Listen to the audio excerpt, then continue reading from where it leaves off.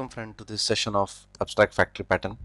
In this session we will understand the fundamental of Abstract Factory pattern. We'll try to implement the same in a sample project and also look into the concept behind Abstract Factory pattern. Before we even start this tutorial, one of the very important thing is that if you have not read factory pattern, then it is very difficult to understand this pattern. So please first go through factory pattern. You can visit www.questmon.com to get the factory pattern video, because once you understand factory pattern, then abstract factory pattern is just extension of it. So as I said, that abstract factory pattern is an extension of basic factory pattern. It basically expands on the basic factory pattern.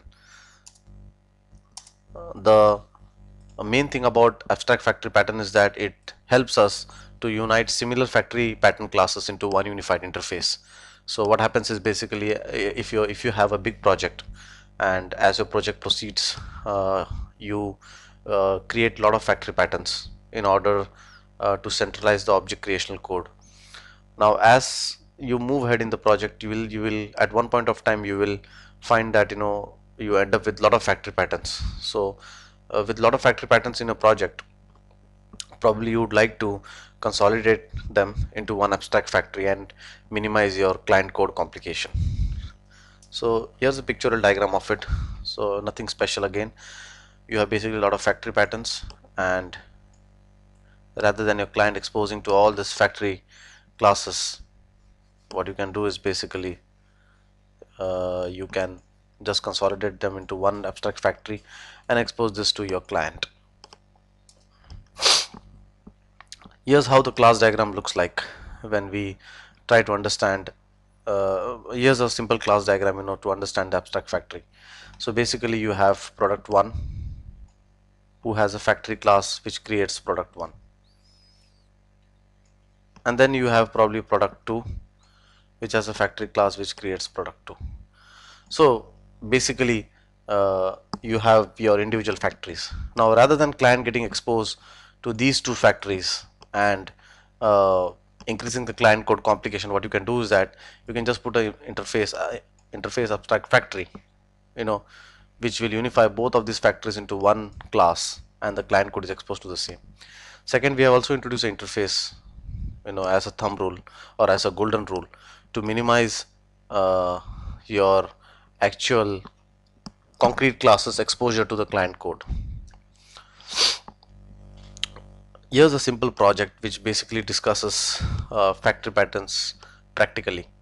So basically here we have a button object, button class, and for a button class we have a factory button, a factory class called as CLS factory button, a text box class, text box object, and again we have a factory class which produces the text box object.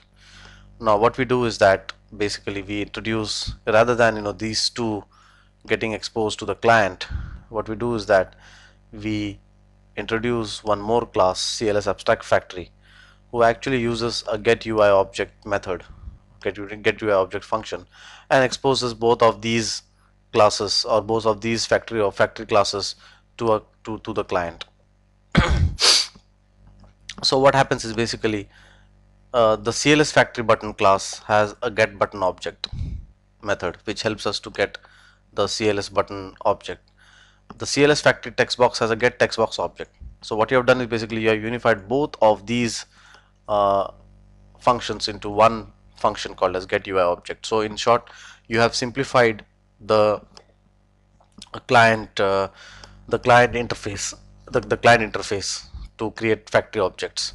So now if you look at the client code, it's pretty neat. First thing, you can see that there is nowhere we have exposed both of these classes, or we have created, or we have used both of these classes in the client code. Basically we have used only one class, CLS abstract factory. So we have minimized our code, or we can say we have minimized our client interaction with both of these factory classes. Second, with the interface coming to picture, your client code is now only exposed through this interface, or you can say your concrete objects are only exposed through this interface.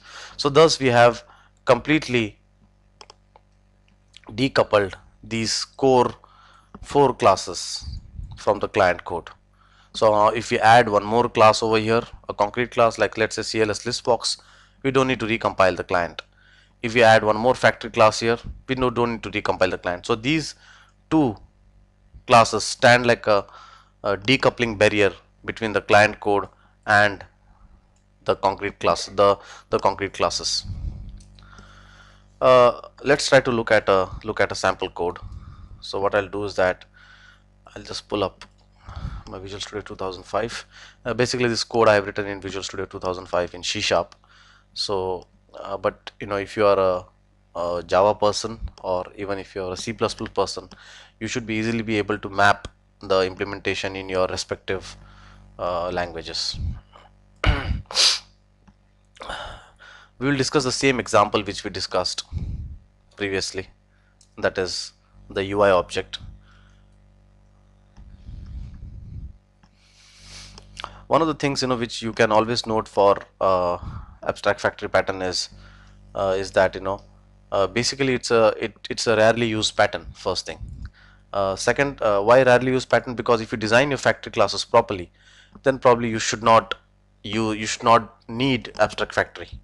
But what happens is, normally we can say that abstract factory pattern can come as a consolidation point when you have too many factories.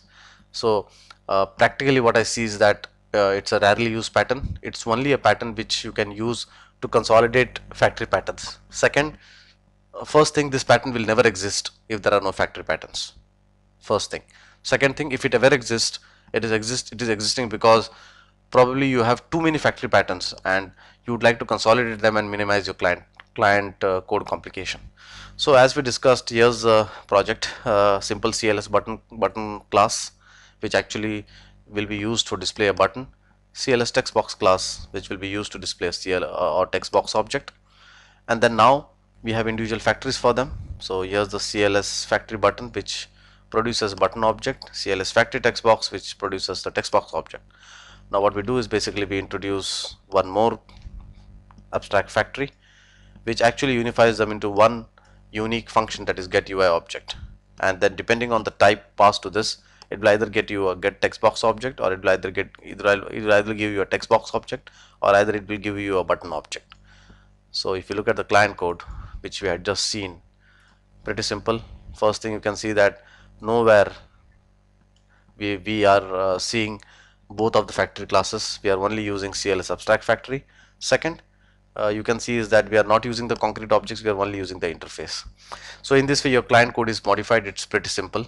We have consolidated both these factory classes into one class, abstract factory. Now as I said, practically if you design your factory classes properly, you will rarely need this pattern.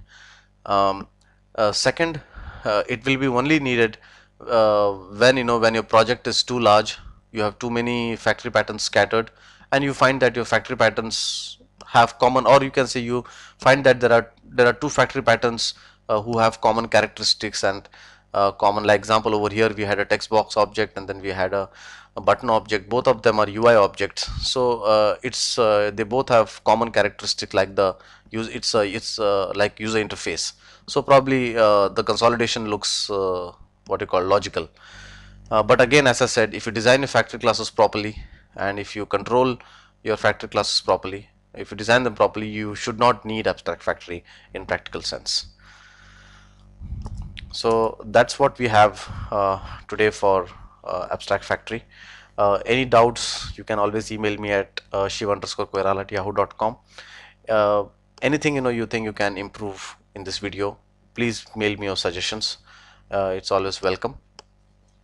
And thanks for hearing us, and I hope that this session has made your fundamentals clear about abstract factory pattern.